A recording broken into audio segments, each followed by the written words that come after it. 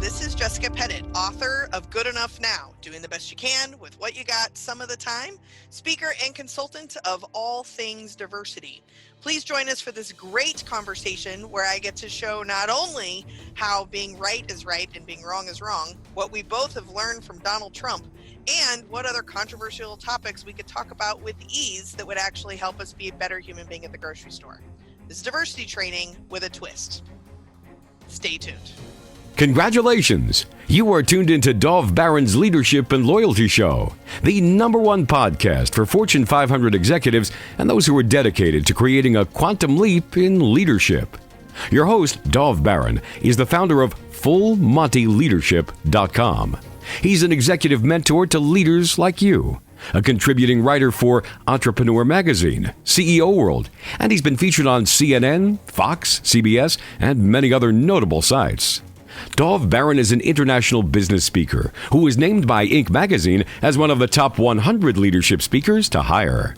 Now, over to Dov Baron. Welcome, dear friends, fans, and fellow aficionados of leadership excellence. Thank you for joining us on this episode of Dov Baron's Leadership and Loyalty Tips, part of the Full Monty interview series. I'm your host, Dov Baron, founder of Full Monty Leadership, and I'm here to assist you tapping into the one thing in your business that changes everything. Let me ask you, do you need to up-level in your leadership? Well, today we're going to take an insider look at the need for diversity and why most diversity training rarely works. Remember, you can chat about this episode or any episode on our Facebook page by simply going to Dov Baron's Leadership and Loyalty Podcast. If you're a new listener, new viewer, thank you for joining us. Strap yourself in. We're about to go full Monty.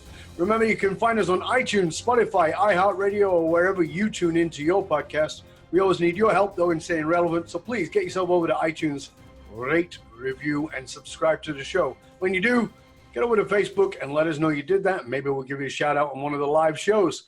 You can also catch us on traditional radio stations across the United States every Monday and Thursday, all the way from Florida to Colorado. You can also catch us on Roku TV, where there's over 100,000 subscribers. And if you're a regular listener, I want to say a big thank you to you for making us the #1 podcast globally for Fortune 500 listeners, with a potential reach of 2.5 to 4 million listeners for every show. We're honored and grateful to be cited by Inc.com as the #1 podcast to make you a better leader. And by the way, you can also find us on Google Home and Alexa by simply saying play Dov Baron podcast. Again, thank you for sharing the show with everybody you know. All right, let's strip it down and dive right in. As a leader, whether you're a CEO, C-suite leader, or a sales leader, or entrepreneur leader, or a leader in any capacity, you know that there's a lot of talk about diversity in the workforce. But what does that really mean? And how can we successfully integrate diversity into the workforce when it seems to be pretty hodgepodge? Well, stay tuned because you're about to find out. Our guest today is Jessica Pettitt. Jessica Pettitt pulls together her own stand-up comedy for plus years of that, plus 15 years of diversity training in a wide range of organizations that serve groups to move from the abstract fears to accountable habits that lead to teams who want to be and want to work together with a sense of belonging and understanding. Colleagues will take more risks and be more open to ideation. They'll conserve precious resources through collaboration and maintain a real connection with their clients and with each other once they've really integrated. So ladies and gentlemen, put your hands together and help me welcome Jessica Pettitt. Hello. Thank you. And the crowd goes wild. Good to have you here. Thank you for having me. I'm so excited. A pleasure to have you here. So let's just jump into this first and foremost. You are well prepared for this work because you got fired multiple times for your work in diversity. So that's a good place to start. Yes, I like to say that I've been a first-year employee many more times than I've been a second-year employee. So how did that, tell us how that happened. What's the backstory on that? Well, there's two ways of looking at it, right? So the short version of the way that took me longer to learn is karma, as I'm self-employed now and I'm my own supervisor, and Right. I'm not easy to supervise. I don't manage up very well, and I don't care that Cheryl got a haircut. That gets you fired, right? Okay, good to know. And the other piece of it is that the jobs that I had, I was very qualified to do, and I actually did a great job at the job. But the job was pointing out how the organization was underserving or not serving communities of color, not straight students, not mainstream students. So whether they were participants who don't identify as Christian, don't identify as heterosexual, white, upper class, etc., how could the university better serve them was my job. Right. So then I did my job, and I did programming and things like this, and then I would come up with a report of here are all the ways that we are not serving, we are underserving, or we could do better. Right. Well, no one wants to know that because they'd have to admit that they're not doing it. So then they'd fire me, shred the report, I'd go get another job. So hold on a sec. Your job is to show us how we're lacking in diversity. Then when you show us, we'll fire you to show that we're not lacking in diversity. Not so much to show that they weren't lacking in diversity, but to show themselves maybe that it's not a solvable problem, or that helps them not take responsibility for what I was pointing out. And so the reason I'm asking you is because I wonder how much of that is still going on, not at universities, but in organizations. Oh, I see it every day, everywhere. Yep. Right. Because there's this, I think that diversity is a nice thing to talk about, but it's quite an undertaking to do.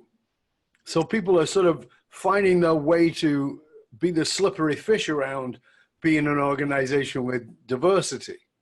Right. Well, we live in a system right now where, to kind of pull from the intro that you did, where you're a good person if you're thinking about it.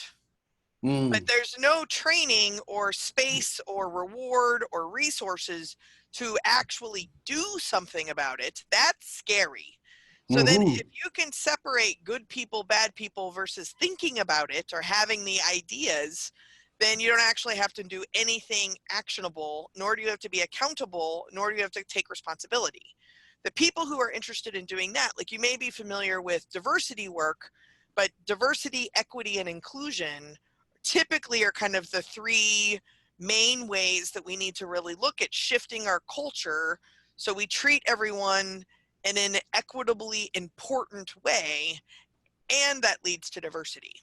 But we kind of get stuck at the idea or quotas or something, and we never make it all the way through. So let's boil it down to the very brass tacks, because I think that for most people, it's, we had this idea of racial equality, and so diversity, for many people, that's all it means. Then it became gender, and it became, okay, well, we have to employ as many women as we do men. But I would like to hear from you, because this is your specialty area. Tell us what diversity really means, because I think a lot of people are very simply confused. They don't actually know what it means. They hear that word and they'll use the word because it's the right word to use, but they don't really know what it means. Well, it's a trick, right? So I like to compare it to alcoholism. There's a fun little twist that you probably weren't expecting. So I've been sober for 15 years. Right. And when I was a heavy drinker, I would tell myself, well, it's not like I ever acted like my own grandfather, right? So my grandfather once was caught riding naked on a horse through his city square. Okay, I never did that. I clearly don't have a drinking problem. So your grandfather thought he was Lady Godiva. Right, exactly. With a shotgun singing songs. It's only in Texas. Right. So, welcome to Texas. As long as you have a goalpost of what you're not, then it's really easy to just assume you're not. Now, the whole time that I never rode a horse naked through my city square, I am still an alcoholic. I don't even drink alcohol anymore, and I am still an alcoholic. Of course. And part of getting sober is you have to admit you're an alcoholic, and that's also a trick, right? Because people who are trying to help me trying to let me know I'm an alcoholic, my response is, no, I'm not. And the first step or whatever is denial, right? So Of course. flip alcoholism to privilege, and people are Right. like, no, I don't want to have this conversation. But the bonus of privilege is that you don't even know you have what you have because you're not aware of what you don't have, or that other people don't have what you have, right? Right. So by design, it is hard to put your hand on. So when you say, like, what's the definition and people are confused, it's by design. You're supposed to run away from these conversations from a privileged place, and then from folks who experience being silenced or marginalized or left out or undervalued. They are telling us, they have been telling us their whole life, no, this is a problem, this is a problem. But until it's a problem you experience, you don't believe it's a problem. So they continue stating it. I continue stating things I have problems with, but they fall on ears that are not experiencing those problems. Mm-hmm. So then nothing happens, right? Like, you just get rid of the people who keep yelling about stuff. So Right. when you have a diversity plan, right, or like a strategic plan, or you hire a consultant to come in, right, we start with measurement. So we Right. talk about how many different identities are present and how many people we have those identities. When I do education around particular marginalized identities, like I like to pick trans community, for example. One of the first questions I get about trans men or women or gender nonconforming people is, how many of them are there? I don't know. Like, how many people like pickles? I don't know. It's subjective. Sometimes I'm really in the mood for pickles. Sometimes I'm not. I can't count. And when we start talking about gender, people's gender identity expression changes and evolves over time. But you shouldn't have to have a number in order to get started to actually just listen to people, right? So I see. what diversity ought to be is us being so stoked and excited to learn that other people are experiencing things differently than us. Like, tell me more. I want to know more. Another thing that I've noticed on Facebook that I would compare this to is there's a theme going around right now of how many years old were you when you discovered, and then it's something that's super easy. So, like, let's take the FedEx logo actually has an arrow pointed in it between Right. the X and the E, right? Yep. So, whoa, now you know about it, you'll see it all the time.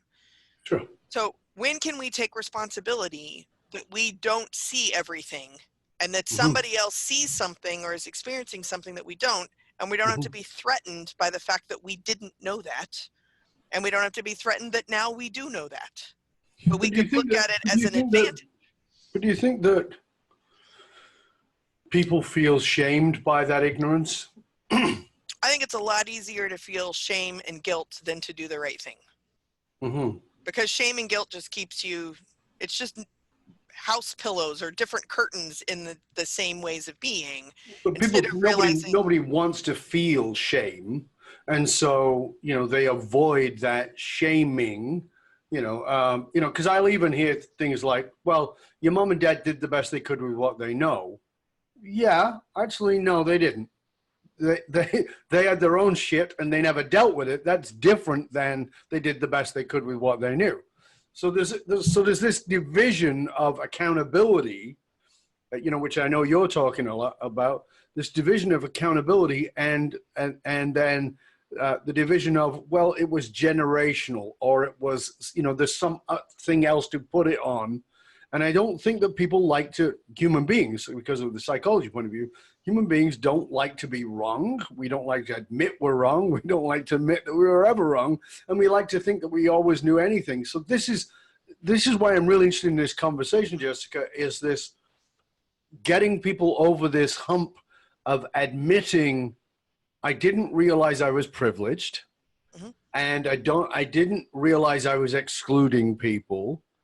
And I need to I want to take action, but not out of shame. I want to take action because that's the right thing for me to do. It's the way for me to go.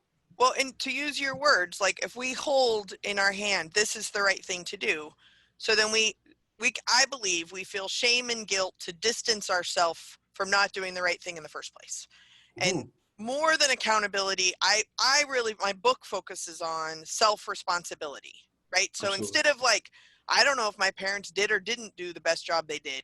Am I doing the best I can with what I got? Let's focus on that. Like, my parents have been dead for over decades. How about me? Am I doing the best I can with what I got some of the time?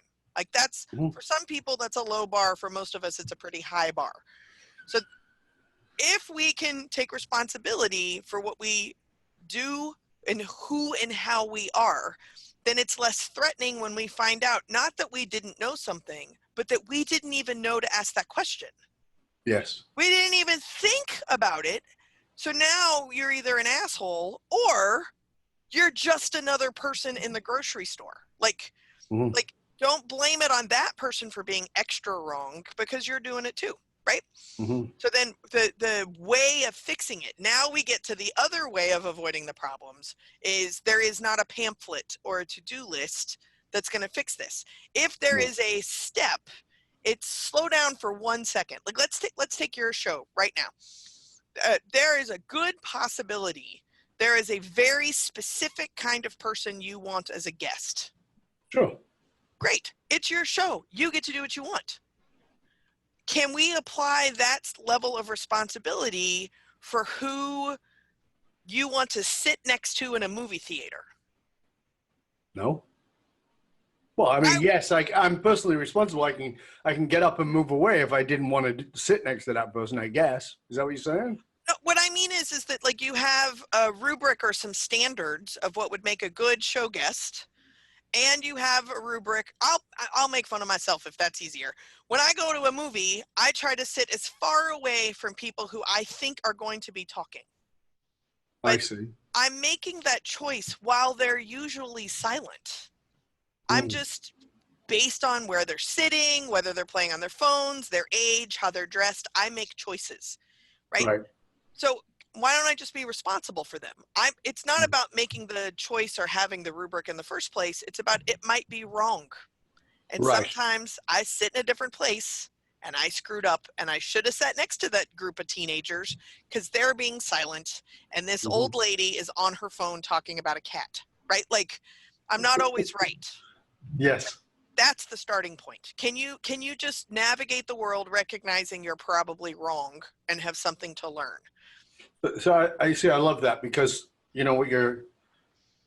Again, that's the personal responsibility, and being willing to look at one's biases around anything, which that they are by nature biased. Positive or negative. It's not all negative. Yeah, doesn't matter. Yeah, exactly. But the point that I like here is, for me anyway, it is the most. I've said for years, the most difficult thing for a human being to admit is that they are wrong, and we are driven to be right, and we'll be right at any cost, and that's very, very sad and unfortunate, because it excludes everybody in the process of it. But how do you, because now we're talking about the getting them across the bridge. How do you get them across that bridge? That's a big bridge for a lot of people.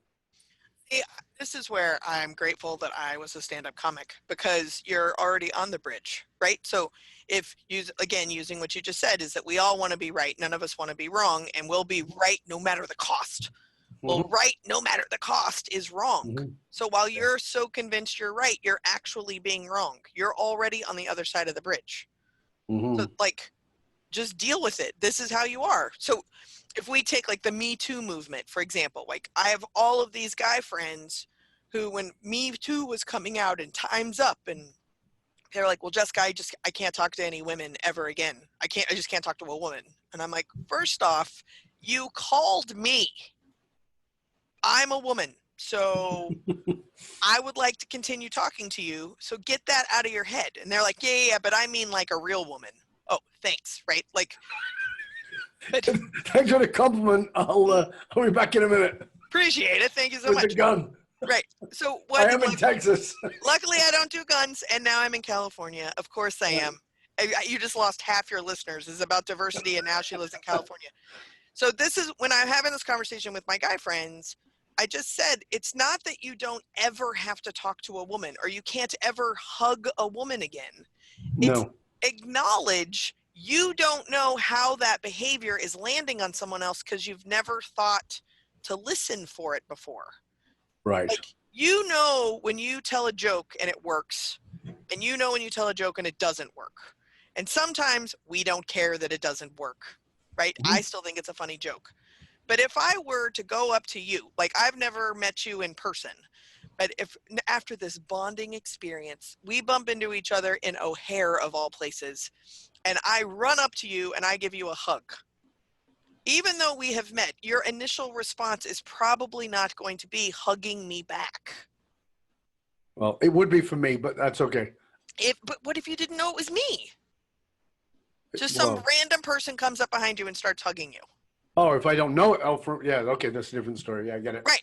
Then you turn around mid-punch and you realize that you know me. Oh, okay. That's the adjustment that you make with someone that you know. That's all we're asking, is that if people feel like your physical touch or your gaze or the language you're using is sexual in nature or inappropriate, please adjust accordingly. Just change your font. Like, can't we just be coworkers? We don't have to do this part. That's all you have to remove. And then I had people like, well, I've never done that. I've never done that. You don't know that you've never had that impact. Right. So claim responsibility on the possibility that you had the possibility, a possibility of a possibility, that you had negative unintended impact on someone else. So then the next time you do it, you think before you do it, and even if you still do it, you now know that you are doing it so you can be responsible for it. That's it. Yeah, I like that. Again, that willingness to, like, so for me, like, I'm very huggy, and I hug everybody. I kiss my friends on the lips, my male and female friends, because I'm European. And but I understand that some people look at it and think I'm gay, or if it's a woman, they think that I'm fooling around on my wife. And anybody who knows me knows it's not true. But I get that I don't have any control over that reaction. But I can't naturally do that to somebody who doesn't know me, and I have to understand that there is the potential of that causing discomfort. So, I mean, if I'm hearing you right, what you're actually asking us all to do is to pay attention to the potential of our intent being misread. Right. Provided everybody's coming from good intent. Right. I basically call it making a better connection, right? Is it not having a better conversation, not using Jedi skills to get a car for cheaper, but just when you're interacting with a human in person, on phone, or email, slow your roll. Who are you talking to? How are you choosing to talk to them? Did it work? Did it have a positive, congruent impact? If you don't know, ask them. Usually you can tell. Don't trust yourself, though, so ask. And then whatever that impact, positive, negative, congruent, or incongruent, is going to have an impact on the next time you talk to them, right? Learn. Like, I am not a physically affectionate human being. I am flirty, and I sexually harass pretty much every living creature, but I'm not physical, right? So during cold season, I learned a trick. So I'm funny, I'm wearing bright colors. People think that those mean I'm really touchy, so they want to come up and hug me all the time. So during cold season, I put Vicks on my nose, even if I'm not stuffed up, because it's like odoriferous enough that I have like a shield around me. And so all the huggers in my life will take a step back, and I'm like, yeah, you don't want to get sick, right? It doesn't work in the summer, though. You gotta find the summer version of that. Maybe it's a BO stick. Maybe, or like coconut oil or something. Yeah. No, I like that. That wouldn't work for me. I like that. Can always use biofreeze. I'll just like, oh, ow, yes, ouch. That must be what it is. So, why do you think? I mean, you do this for a living, but why do you think that most diversity training doesn't really work? Because they're focusing on, if we use this metaphor of a bridge, they're focusing on the landing posts of the bridge, or they're blaming somebody else, right? Like, We are not more polarized now. We are not more violent now. We are not more aggressive now. It is not Trump's fault. We have been doing this all along. We're just changing what we're blaming it on, or we're stuck in vocabulary, or we're stuck in like bottom line profits, return on investment, measurement, counting, but we're not paying attention to how we show up as an individual in a grocery store parking lot. And until me as a person, when I'm, quote, off the clock, can actually show up in a responsible and thoughtful manner, I'm not available to listen to people. I'm not available to hear how their experiences are similar or different to mine. And I'm not open to being reflective of my own lived experience and what it's taught me. That's why it doesn't work. Plus, they're not fun. Yeah, so let's go to that, because we've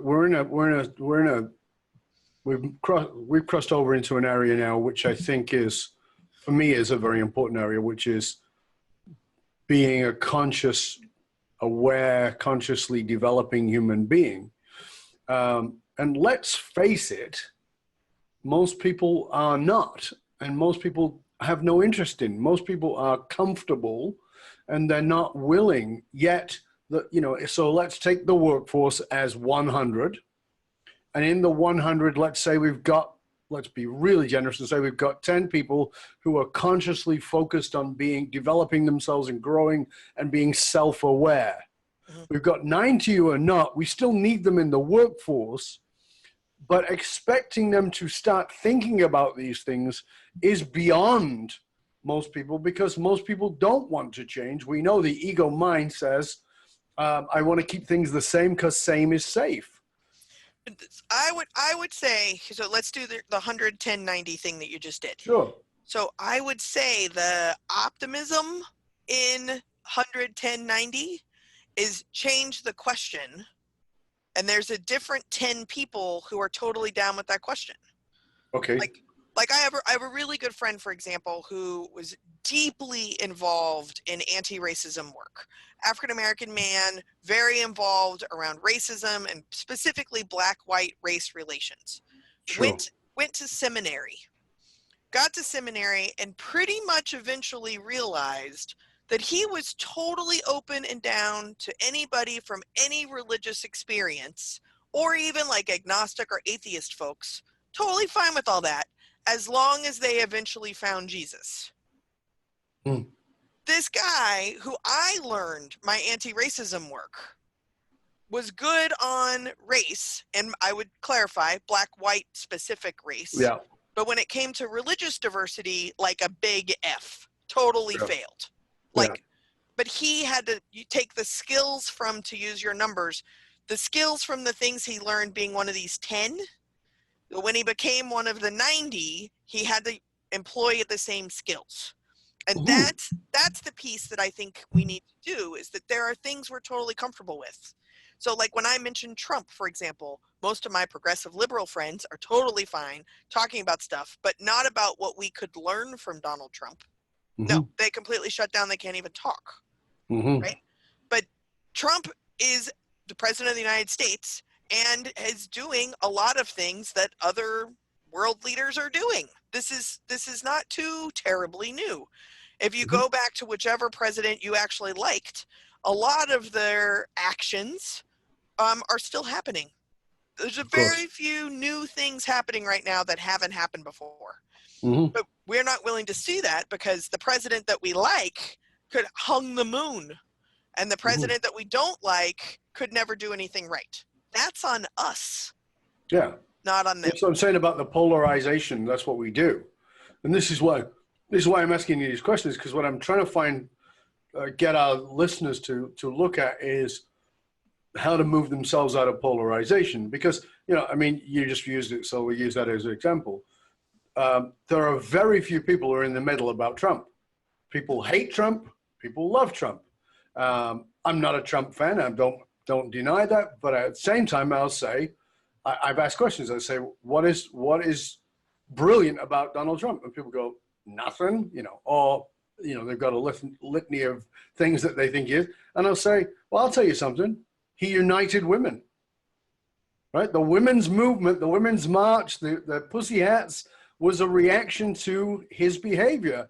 And he unified them and got them out from their hibernation and got them to step. And I, I would have worn one of those hats. I'm supportive of women. Sometimes it needs an extreme for us to have the awareness. Right. And I think that that's a lot of what is happening. Not, and you're saying it's not more, but I think that sometimes the extreme of it brings it to our awareness, because as you were saying at the beginning, I think we're not aware of our own biases. We're not aware. That's what you just said is the smartest thing. And so I want to make sure that that gets like highlighted, right? Is that it didn't bring it into existence. It's not worse. It just brought it into our awareness. Sure. So same thing goes if we were to take police brutality. Not every police officer is a violent person. There are police officers who have never fired their guns. There are also police officers who are people of color, who are women of color. That all exists. But we now have cameras in our pockets. Yes. So there are horrible acts that are being caught and on video, shared across social media, that are bringing things to our awareness. What I have learned from Donald Trump is how to use Twitter.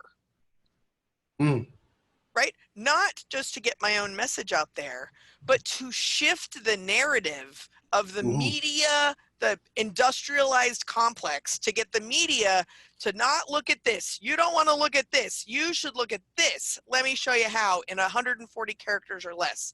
That is a masterclass. Oh, yeah. It is also costing people lives and paychecks and jobs and things like this, and that's totally true. What is imperative in what you said is that it's bringing it into our awareness. So going back to why don't diversities work, stop flying people in. I mean, I'm paying my mortgage this way, so I believe I have some job security, but stop flying people in to show you how you can be self-reflective and be responsible for who and how you are when you show up. You can do all that stuff yourself. What is in your awareness, and then take note of what isn't in your awareness. That doesn't mean it doesn't exist, but it's not in your awareness. Get it there. I get that, but at the same time, Jessica, they have to fly you in, and the reason is because none of us are objective in our subjective reality. None of us are fully aware of what we're ignorant of until 100%. somebody holds that mirror up and says, have a look here. You know what I mean? It's under the nose. You can't see it. But my position, so first off, yes, you should totally hire me and buy my books and do all kinds of things. That's exactly what you should do.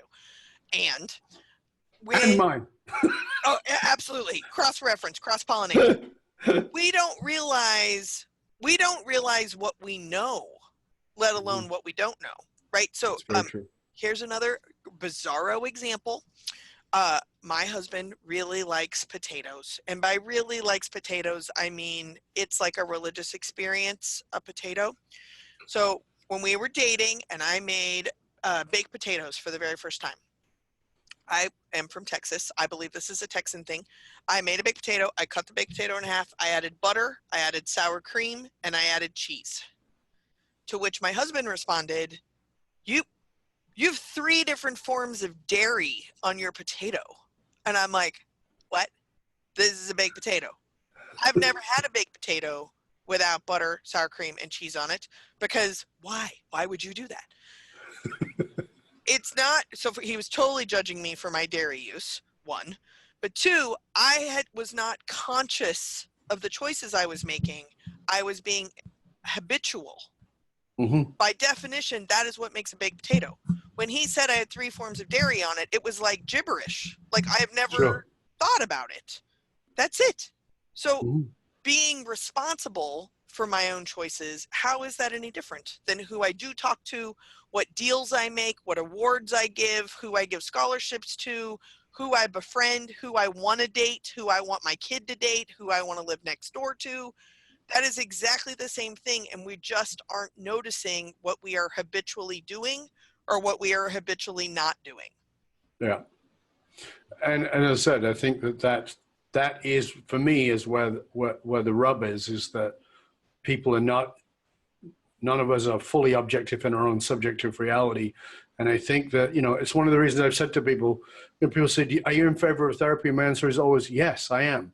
I'm not in favor of bad therapy, but I'm in favor of good therapy because it gives you an opportunity to see something you had not seen. Yes. And I'm not saying opinions, I'm saying the objectivity, the ability to go, well, is it really about that? And sometimes it's as simple as that question. Mm-hmm. And I think that is what has to happen in this context, is to ask the question that we've not asked. And I think that sometimes that's the training, is to ask the question of our own biases, not of the how many mixed gender people do we have and what color, but let me ask the question. Right. Or right? My favorite follow-up question I learned from my therapist, which I do agree we all need a good therapist, is what if it is? Mm-hmm. Right? So like, this is absurd. This doesn't make any sense. Why would this ever be? What if it is? Like, just play in the pool of what if it is true? What if it is real? What if it is? Play in that pool for 2 minutes. You can always go back to your original opinion. Yeah. Like in all of the research I've done on Martin Luther King and Gandhi, my biggest takeaway from Mother Teresa as a social justice role model is question what you believe in. And if you come back to what you are questioning, you will believe in it that much more, but you'll also be able to explain it to somebody else. Yeah. But we don't question what we believe in. We don't question our values, nor do we often even take note of our beliefs and our values. We just assume they're the same everywhere else, which is why I put 3 forms of dairy on a mashed potato or baked potato. Mashed potatoes are treated completely differently. Why? I should question that. I should question what I believe about politics or religion, or why do I hate professional sports so much? Why? Mm-hmm. What if professional sports are great? Mm-hmm. Okay, well, I got to sit in that for 2 minutes. What do they do that's great? What are we learning from Donald Trump? Like, what did Barack Obama, for my progressive friends, what did he do that's annoying? Hello, drone wars? Let's start there. Yep. That's being intellectually responsible for your own ideation and your own accountable action items.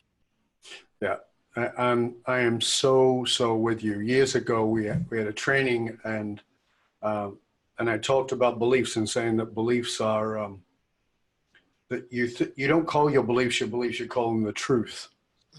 Mm-hmm. You'll actually say, this is the truth. No, it's your belief. And so I said to this one gentleman in the training, you're religious? And he said, yeah. I said, what religion are you? He said, Catholic. And I said, why? And, I might as well have slapped him upside the head with a piece of wood. Mm-hmm. And he goes, what do you mean, why? And I said, why are you a Catholic? And he says, my religion. And I said, I get that, but why? And he was really pissed off with me. And I said, it's not yours if you adopted it. Right. And he said, what do you mean? I said, most of our beliefs are adopted or indoctrinated, but they're not chosen. When it's chosen, it's yours. Mm-hmm. He was definitely upset with me. I bumped into him like 3-4 months later on the street here. Did you hug him? I did. Okay, because I'm a hugger. And I was really happy to see him because I actually really like the guy. I'm putting Vicks on my nose. Yeah, I saw that. And I said, hey, how are you? Good to see you. And he said, good. He goes, you really pissed me off. I said, I know. It's kind of part of what I do. And he's like, yeah, he goes, and he comes in and gives me another hug. And he goes, I really want to thank you. Huh. And I said, oh, that's nice. Why? And he says, because I'm a Catholic. Nice. Yeah, exactly. Right? Yeah. Because it now was a choice. It wasn't indoctrinated. It wasn't because his mom and his dad were, which is what it was before. Mm-hmm. But in that 3-4 months, he'd gone away. He'd counted that. He'd looked at that. And one of my examples that I brought up to him was the one you used, which is, have you read Mother Teresa's diaries? Because they were published. And he said, no. I said, you need to go read them because she doubted her Catholicism. She doubted her belief in God. And that's what made her such a powerful force. It's actually not our indoctrination in the belief. It's our willingness to question it. Right. The idea that I am a racist is insane. Right. And what if you are? And what if I am? Yep. I'm married to a person of color. I grew up with people of color. I am not your average white. I suffered persecution as a kid because I was Jewish and the only Jewish kid in the class, in the school, actually. So I got beat up and bullied for not being one of them. Mm-hmm. And what if I'm a racist? And it was like, oh, that makes me crazy. But yeah, you know what? Let's have a look at that. Mm-hmm. And absolutely. It's like, and so do I still say racist things? Absolutely I do. I'm politically completely incorrect. But I don't do it with people who don't understand where I'm coming from. And right. If somebody said, I'm offended by that, I would go, I'm genuinely very sorry, and I won't do that again with you. And this is the key piece. You make notes, right? Like, this person you can't do this with. Okay. Exactly. So then either the next time you're with that actual person, you may or may not remember your notes. What we are also likely to do is when we are with someone that reminds us of that person, accurately or not, we will modify our behavior because of that, right? So it's not about never making judgments and assumptions. It's about recognizing that you do.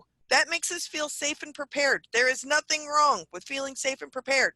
What is potentially troublesome is what we do with them. Not doing it, but what we do with them and how that impacts other people. And other people could be telling us our entire lifetimes, we don't want to hear it, so we don't hear it. What if they're right? Exactly. Listen. So that's why I say leave room for edits. You can write a story, that's fine. Print it out triple spaced, extra wide margins, but leave room for edits. Yeah, I now know you are a touchy person. So if I know that I'm going to see you in person, I have filed away a note to bring Vicks Vapor Rub with me. Right? And I have filed it in my notes to ignore the smell of Vicks. Right. See? Absolutely. But imagine what if we did something like that? I mean, it's funny, right? Although I'm for real bringing my Vicks. But what if we gave that level of compassion to a total stranger? Yeah. You know, not what do I want to give you, but what do you need? Mm-hmm. Yeah. That's why they don't work, because we're not willing to do that. Absolutely. Now, you've got a very diverse background. I mean, you were a volunteer in the Peace Corps in Bulgaria. You have done all this social justice training. You're a speaker. You were a stand-up comic. You've done all these things. Do you think how do you think that gave you this understanding for diversity training to working with corporations? Because it seems like it's so useful, and yet at the same time seems so far away from that corporate world. Yeah, I would say that I am a three-dimensional Venn diagram, right? That if I came into a corporate trainer like a corporate trainer, whatever that means, it wouldn't work. Mm-hmm. So then people are always like, Jessica, you can't wear that shirt in public. It's got 9 colors. Okay, well, that's what I wore today. So I don't want to be a corporate trainer because it comes with a stereotype. This is the kind of trainer I am. Oh, okay, great. So then opening line when I do most of my diversity work is I am not a diversity trainer. And it usually sends the meeting professional like, wait, checking their clipboard. Didn't we hire you? Didn't we hire you as that? Wait, what? And I say, like, my number one mission is to undo the harm of bad diversity trainings. Yes. Some of which I have done, right? Sure. So I'm saying I'm a diversity trainer, but we are not going to sit in a circle. I'm not going to play guitar. We're not even going to hold candles, right? But it's going to work. Mm-hmm. And then throw in the humor, I talk about every subject my grandmother said you're never supposed to talk about. That's all I talk about. On this podcast already, we've already talked about Trump, politics, the Me Too movement, police brutality, like as if it's, a Monday. Who cares? We can do this.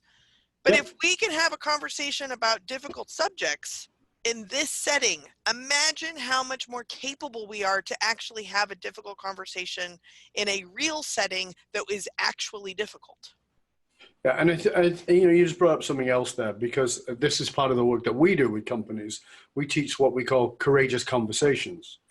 Great book. And we outline these courageous conversations, but the point of them is that once you get into them, you realize they're not courageous. This is actually the conversations you would have anyway if you were a decent human being. So you talk about things that you were told not to talk about. I want to talk about politics. I want to talk about religion, not to make you wrong, but actually to understand where you're coming from. And that's the distinction, because people don't want to have those conversations because it's going to be who's right and who's right. Right. You know, and we are deeply wedded to beliefs we haven't questioned, to go back to your point, right? So what are baked potato toppings is a deep religious conversation for some people, and others, especially if they're from Idaho. Right, exactly. You haven't even thought about it, right? Whether or not I'm an alcoholic or that being sober for 15 years is a conversation, like that is a life-saving conversation for some people and Absolutely. means nothing to others. How Absolutely. is that any different than Time's Up, Black Lives Matter, or who the current president is? Most of the people who voted in this election, the presidential election 2 years ago, most people who are eligible voters didn't even vote. They're not even having the conversation. The people who did vote, most of them voted for someone who wasn't the other person. So instead of having a conversation about, from my privileged position, I have no children in cages. I am not in danger of being kicked out of this country. I have health insurance. Like, I have a lot of privileges. From this space, instead of having a conversation about what a horrible president Donald Trump is, why don't we have a conversation about, as like a teenager country that's kind of new to this concept of democracy that we created, we have the ability to figure out, like, not just impeachment or annulment, but what does democracy actually mean? What ought it mean? Sure. And what's my role in it? That's a conversation I want to have, not that I'm annoyed at a politician. That's their job. So you've taken this into the direction I want to go, which is, you know, one of your points in the book is that diversity has been shown to improve decision making. Mm-hmm. Talk to us about how that works, because I think that's going to be very helpful and useful for our viewers and listeners. Absolutely. So I use the metaphor of search committees. So if your budget hasn't been frozen and you actually have a search committee, this is an excellent example. So typically, at least in my experience with the organizations I work with, when they're getting ready to hire someone, the boss is one person that kind of says yes to them. They're going to be the chair. So let's say that person is Ralph. Mm-hmm. Ralph is going to volunteer his close friends that he actually wants to spend time with to sit around and be on this stupid search committee. They're going to look at resumes. They're going to pick somebody they want to have a beer with. They're going to interview some people they don't want to have a beer with just to make the ones they do want to have a beer with look better. And they're going to hire the one they want to have a beer with. And then they may or may not accept the job. They may or may not come and get trained and onboarded. And they may or may not still be there a year later. Right. That is pretty much search committees, right? Yep. So when I do work with organizations who are doing a process, I'll say, can I take control of your search committee? And they're like, I don't understand why. And I was like, if you let me take control, I guarantee you that they will make a better decision. And if the person they hire is still there 1 year later, we're good to go. If they're not, if they leave within a year of being hired, I will give you all of your money back. That's kind of a bold statement. Good best, yeah. Never written a check back, and I do have integrity, so I would if I needed to. Because what I do is I have a model that I use in my book, and I pick the 3 people in the organization that lean the strongest towards the 3 edges of the model. So I'm not going to get all into the model, but like heady people tend to be more detailed. Hardy people aren't necessarily emotional. They're just ideation, big idea based. And action people are not workout freaks. They just like to do stuff. So I get the doer, the ideas, and the details, the 3 of them in a room. I know I've done well in the first in-person meeting because they're all like, why are we sitting here? I don't even know these 2 people. Perfect. So then those 3 people review the resumes to find someone that all 3 of them agree with, because the system itself of hiring is problematic, right? So all 3 of them have to want to drink a beer. What ends up happening is they will, through synergy, will accidentally end up picking people who get hired and come in and aren't just alike that one group, but they actually have characteristics that fit into the larger culture of the workplace. So then you only have to hire one person, you only have to train one person, and that person sticks around. Fabulous. Promise. Brilliant. Love it. Love it. You said that your message, your own message, saved you from burnout. Tell us about that. Doing the best you can with what you got some of the time. So What does that that, mean? for me, I was doing diversity trainings and speaking, and at the peak of my burnout, I was doing 180 to almost 200 contracts a year. Wow. That's a lot. I live That's in a the lot. middle of nowhere, so flying in and out of here is very, very hard. Mm-hmm. And it got to the point where I was being asked the same questions. I was doing the same work all over the country, all age groups, same, no changes.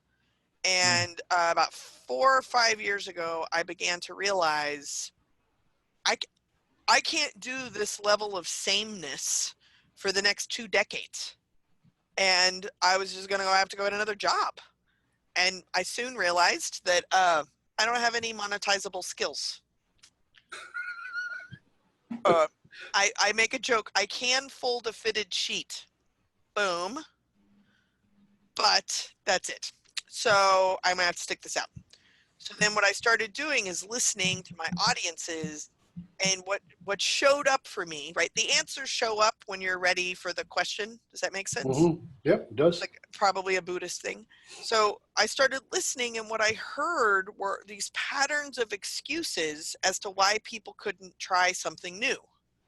And I realized I was doing those same excuses as to why I had to keep doing the same o, and so I just needed to quit. So then I listened, I created the model that I described about the search committees actually came from these patterns of why people quit and why people avoid hard things.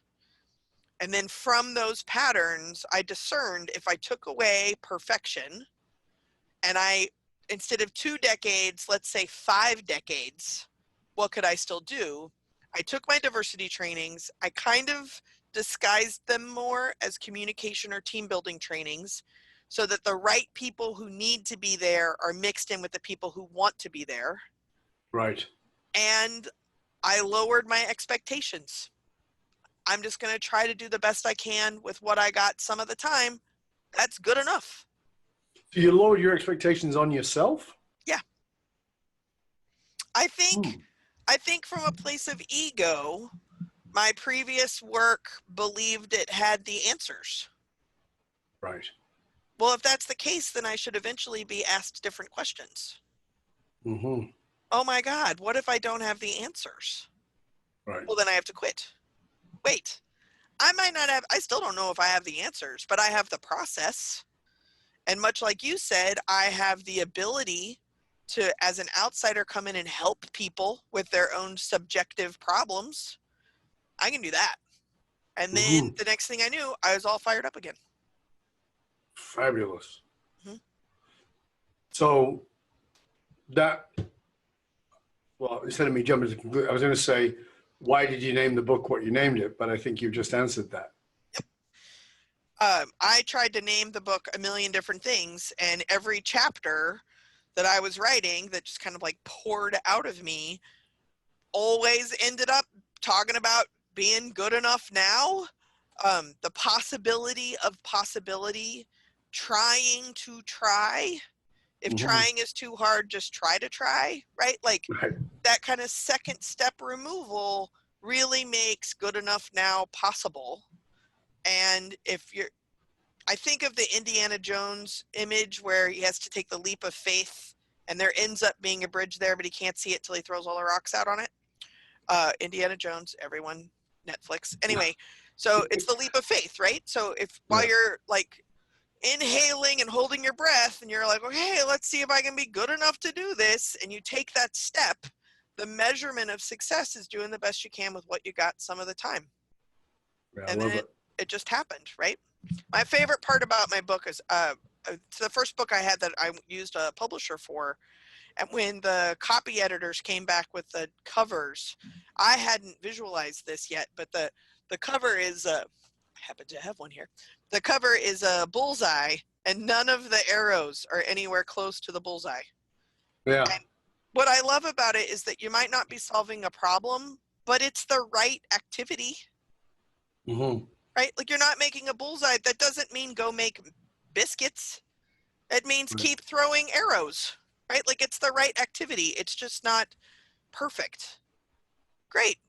Well, And and that's what I love about your ideas around diversity that are so much more practical than what I see, because I think that a lot of people see diversity training and being a good diversity person is that I've always got to get it right, as opposed to I have to step up and do the best I can right now, and I need to challenge myself to be better than I was 10 minutes ago, sure, but it's always continuing to work the path, continuing to go down the path. right. And I think that so often, one of my quotes is that one of the things that stops us from discovering what we're good at is that we're not willing to be bad at it first. Mm-hmm. And anything you are brilliant at, you were crap at when you started. Yeah. I was a terrible speaker when I started. Now I'm in the top 100. But guess what? I was crap. Right? Yeah. When I first drove stick, I grinded the gears. Now I can eat a sandwich, I can change gears, eat a sandwich, have a coffee, and have a chat on the phone all at the same time. It's so funny. I drive a stick as well. And that was like a rule in this relationship, is that we would never have an automatic car. And I distinctly remember being like, what? Like, why? They make automatic cars. Why? Why would you get a stick? You know why? It absolutely improves the experience of driving. Yeah. You are so present and so in touch with what is going on that even if you're eating a sandwich and having a call, etc., you still are paying attention to where you're at. It is the most zen experience I've ever had. And I will never have an automatic car again unless I'm renting a car. But the questions that you're bringing is how being right? A lot of people are married to this, but how's that working for you? Like, exactly. Do a little self-assessment right now. What are you 100% nailing right now? And like, I can't even say that about laundry, right? Like, that I don't know what I could possibly think I'm 100% right at. So then when you get to the place where you're like, okay, I don't have to be perfect. And it's important. Don't make an excuse, right? Like I work with a lot of hospitals and medical professionals. I'm not saying like left knee, right knee, whatever. Like that's not what I mean by good enough. But I mean, are you willing to take a step forward and try and be open for rooms of improvement? Yeah. Be open to those edits to figure out how you can get better. I don't know if I'll ever drive a standard with my knee. But it's not because I'm multitasking or lack of multitasking. California, it's illegal to touch your cell phone while you're driving. But it's because I love driving so much. Yeah. I don't want to be that passive of a driver anymore. It doesn't mean I don't get in car wrecks or like, don't forget to use my turn signal or something every once in a while. But sure. I don't want to, metaphorically and reality, I don't want to live my life driving with my knee. Right. I get it. That's very interesting. What, talking of driving, but more internal driving, what drives you on a shitty day? We all have those days where you wake up and you want to crawl into the blanket. Masterful transition. That was very impressive. What internally drives me is probably humor. I'm addicted. I mean, as an addict, right? So I'm addicted to the sound a room makes when it allows itself to laugh. And I find the closest I can do that on my own without being in like a coliseum or something.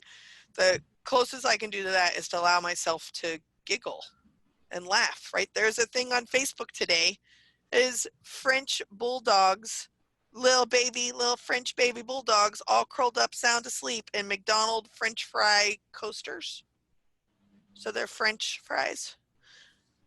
I don't know why. Why'd that make me laugh so hard? It made me laugh so hard I woke up my dog. And in my work, there's not a lot of frivolity. I mean, I studied genocide for fun. and a French bulldog puppy and a McDonald's French fry thing, it's going to get me. Right. That's what drives me, because it reminds me I'm alive. Mm-hmm. I'm in ruts all the time. I mean, I have depression issues, I have anxiety issues, I have addiction issues. If I'm not catching an airplane, I sleep 12 hours a day. So I'm like some kind of marsupial or something, and have to motivate other people to do stuff. And the best way to do that is to try to motivate myself. That's fabulous. I love it. I love it. What's something you maybe did for a long time that you realized, thinking probably it was really good, but it actually blocked you from your success? Oh, having an agenda. Like literally and metaphorically, like for every phone call or meetings, like I like white womaned all over those things. So like, at 10:10, we'll be discussing this. And at 10:37, we will take a 3-minute break. I gave up on that. That's fabulous. Yeah. What is something you do that other people see as being like, they look at you and think you do it with such great ease, but it's not easy for you, or it wasn't easy for you? Well, I would say not easy is making any topic funny, because it's a fine line between offending someone too soon. Back in my stand-up comedy days, I moved to New York City right after 9/11. And I have the great fortune of having been present in person when the first New York City comic made a 9/11 joke that worked. I mean, I heard a lot of them that didn't work. It happened to be Joan Rivers, of course. So there's like a lot more leeway because it's Joan Rivers. Sure. But the healing of that laughter motivates me to do the work to make my job look easy. That is powerful. That is really powerful. Thank you for that. Yeah, absolutely. That's really insightful. Do you want to know her joke? I do. It's not funny anymore because it's been too much time, but I'll tell you the joke she did. I love Joan Rivers, so it was. I know, you can't help it, right? So, Do you remember the theme in the weeks after 9/11? What we all said, what our mantra was after 9/11? I don't remember it. You said you'd never forget. Right. Yeah, I think it was. I think it might have been adopted. That was the joke. Right. At that point, it was maybe 6 months, maybe 8 months afterwards. But can hear her say it? You said you'd never forget. Because the theme is never forget. Never forget. We all did instantaneously. We all did. Maybe after a week. I'm going to say the 9/11 gave us about a week. Yeah, it's a fascinating. I mean, you and I can have a whole big conversation on that and how the mind works around these kind of things. It's a fascinating thing for me. It really is. But where I want to go to is this.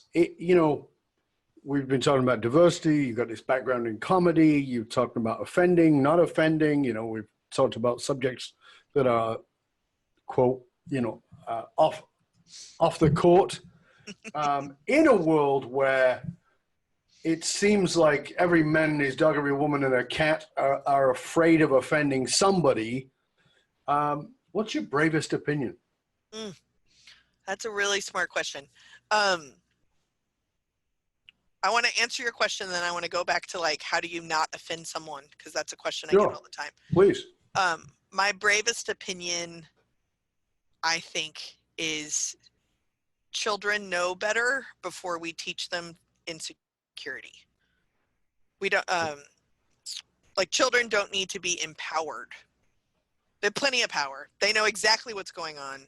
They have the best advice for you in your marriage, in your friendships, business advice. They know because they're not clouded by experience or judgment or jadedness. It's probably not the most typical brave opinion, but so we don't need to empower our children. We need to not disempower them. Right. They're plenty powerful. Just shut up and listen to them. Yeah. So, I mean, there are times where I distinctly remember as a child, my dad having some kind of business dilemma, which he was talking about on the phone, and I could hear him. And I would go into his office, and I'm a daddy's girl. I'd go into his office, and I would say, I'm just checking, but like this and this and this seems to be happening, so why don't you just do this and this? And it was the only time, the more crisis he was in, the more he treated me like a kid. And then when he was fine, he'd call me his business partner. And it hurt our relationship outside of the crisis because I realized he was fickle.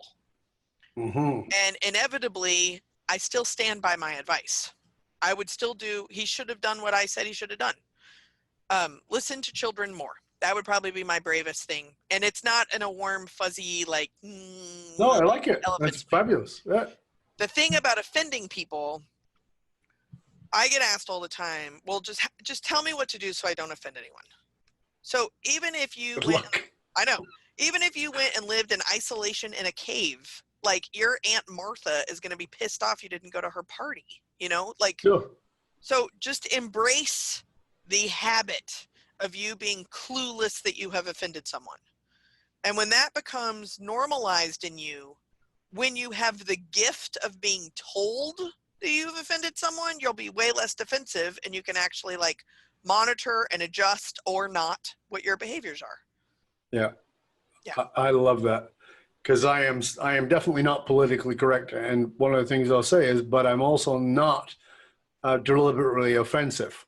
So what that means is if I piss you off or I hurt you, we both got to look at what that is. And I'm willing to adjust my behavior, but you got to look at your own accountability in that, because you've got to be willing to, I love what you just said. That it's really powerful and really important.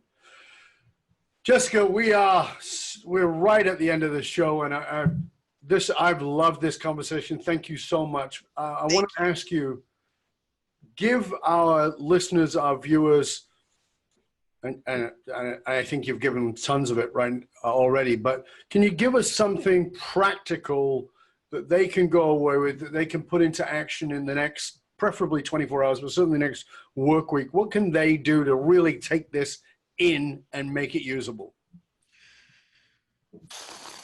Great softball question to end the show with.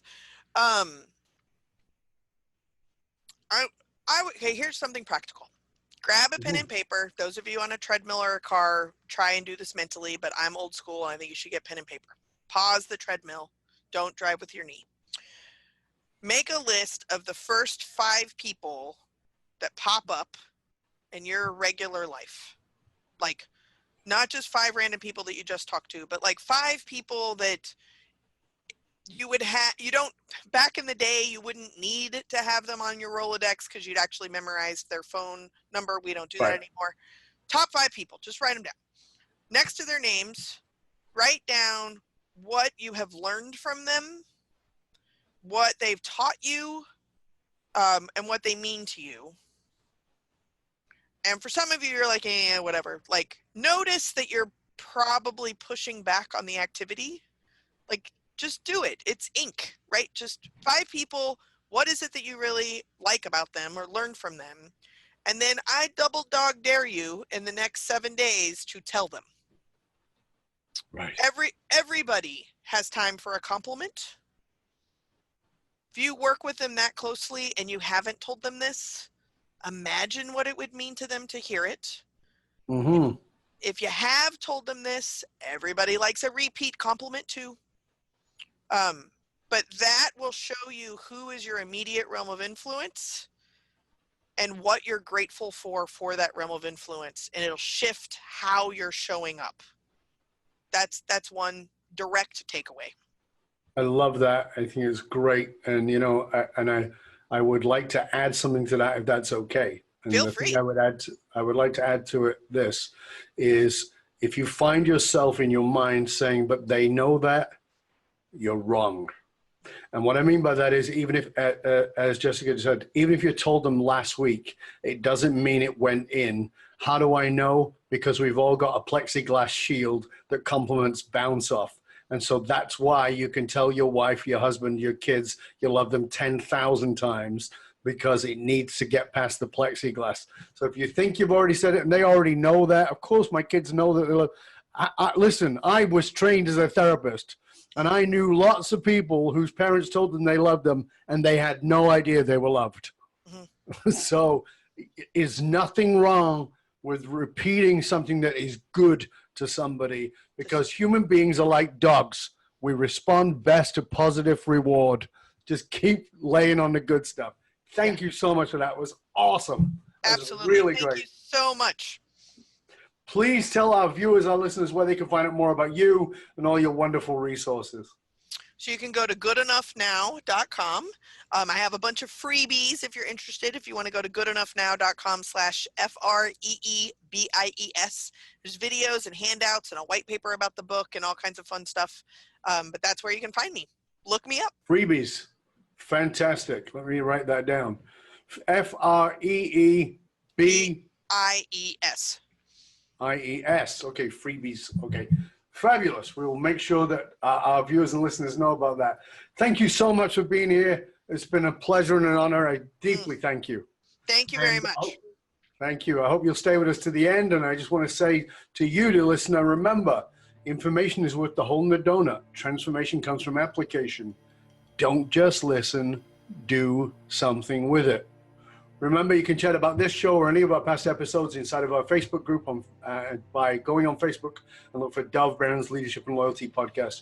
Remember, the research consistently shows that even the fastest companies face the challenge of spending a fortune attracting, training, and developing talent, but they have many of those talent leaving at an alarming rate. If you're sick of investing in training and developing your talent, only having to leave before you get your ROI, then come talk to us at fullmontyleadership.com, where we provide you with the essential leadership skills to rekindle and amplify the hidden loyalty assets inside of your organization by tapping into purpose.